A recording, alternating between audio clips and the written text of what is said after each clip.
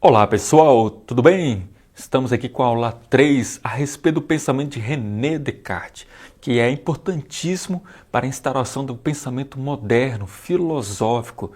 Bom, ele escreve dois importantes livros, que é O Discurso do Método e também Meditações Metafísicas. Em outras traduções, você vai encontrar Meditações sobre Filosofia Primeira. Filosofia Primeira é o termo que é dado aos livros em que Aristóteles havia escrito e foi traduzido como Metafísica.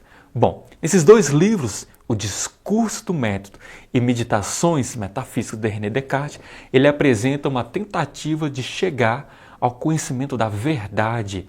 Para isso, ele se ampara no método que ele encontra nos ingleses, chamado de ceticismo. O que é ceticismo? Significa a dúvida, é colocar tudo aquilo que aparentemente é verdadeiro em questionamento, duvidá-lo.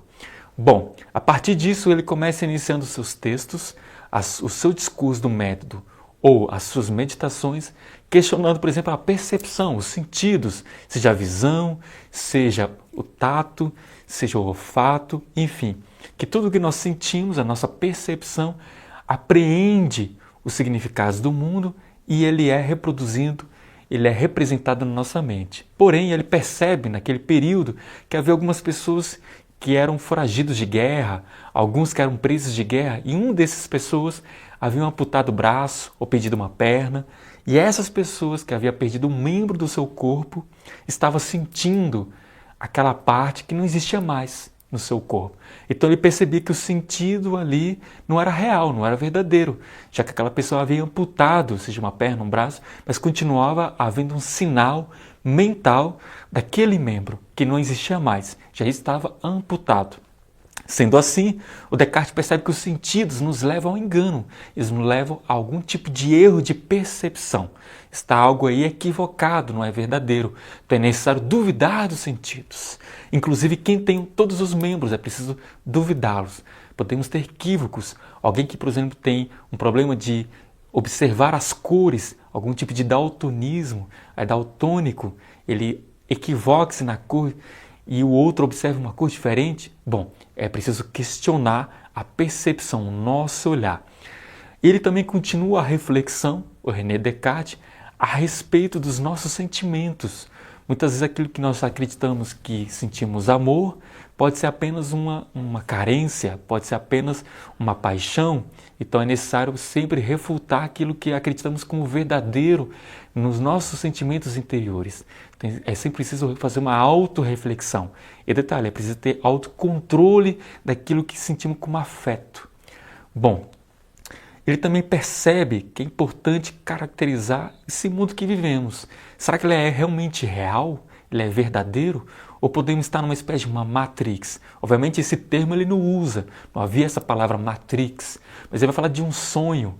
Então quando nós estamos sonhando, é interessante observar que dentro do sonho nós achamos que aquele momento que estamos sonhando é real, é verdadeiro. Mas quando acordamos, nos damos conta que não passava de um pesadelo ou de uma paisagem onírica, de um sonho prazeroso. E caímos acordados para a real realidade. Mas se essa realidade também for um tipo de sonho, sonhado por um Deus, um gênio malicioso, enfim, estamos na cabeça de outro ente divino, digamos assim. E ele começa a questionar que podemos não estar realmente sendo vivos. Podemos estar apenas numa aparência de existência, tendo a sensação de que temos algum tipo de consciência. Então o questionamento dele é profundo. Ele quer questionar até radicalmente, duvidar de tudo, inclusive da própria existência.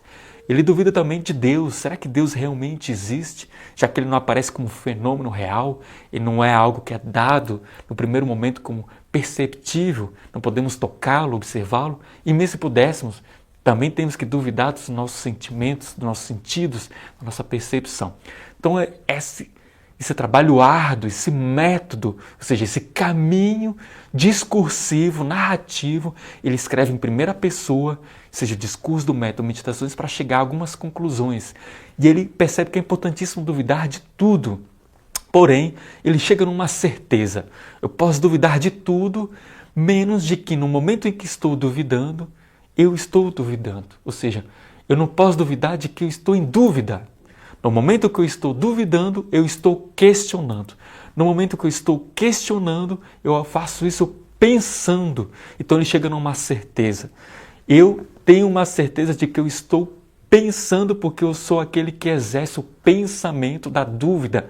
Ou seja, eu não posso duvidar do ato de que estou duvidando. Eu posso duvidar de muitas coisas, menos no momento em que estou em dúvida, eu não posso duvidar do momento da própria dúvida. Compreendido? E esse é um exercício do pensamento. Eu penso, logo existo. Se eu estou duvidando, eu faço isso de uma maneira pensada. E se eu estou pensando é porque, de alguma maneira, eu existo. Assim ele instaura o pensamento chamado de ego racional. Nós somos um eu capaz, ou esse eu ser humano, capaz de desdobrar numa consciência sobre si, sobre o próprio questionamento e chegar na certeza, através da dúvida de que nós todos pensamos. Bom, é essa a chancela, aquilo que inaugura no pensamento de Descartes, esse ego racional, esse pensamento de que vai fundamentar o eu, ou chamado também de solipsismo, esse eu atômico, esse eu isolado. Em contrapartida, nós temos um ego chamado estético, o espaço da desrazão, que é diferente da razão. O que o Descartes instaura na modernidade é a racionalidade. Mas na mesma época, é importante salientar, nós temos o livro chamado Dom Quixote de la Mancha, que é escrito por Miguel de Cervantes. É o nascimento da literatura moderna. Então temos duas contrapartidas aqui. Temos o ego racional de Descartes, o ego cartesiano, filosófico, conceitual, e temos o ego estético do Dom Quixote de la Mancha, uma obra estética, literária, que é o ego da sensibilidade, que vai tocar na desrazão, ou seja, na loucura do personagem chamado Dom Quixote. Isso vai ser dito pelo Milan Kundera, um escritor tcheco, que escreveu A Insustentável Leveza do Ser e também escreve A Arte do Romance, que está aí na nossa bibliografia. É ele quem vai caracterizar esses dois momentos que inauguram o pensamento da modernidade. Um, o racional, o ego cartesiano, ou seja, o pensamento de René Descartes. E por outro, um pensamento estético, literário, de um ego imaginário, que é o pensamento próprio de Miguel de Cervantes, com Dom Quixote. O ego da imaginação em contrapartida com o ego racional. Esse é o debate da nossa filosofia moderna. E ambos já está caracterizado, nós podemos ter observado, lá com o Renascimento, que nasce o período da Idade Moderna com o movimento artístico e depois ele se racionaliza com a Revolução Científica e com o pensamento cartesiano. Eu agradeço pela atenção de todos vocês. Meu muito obrigado.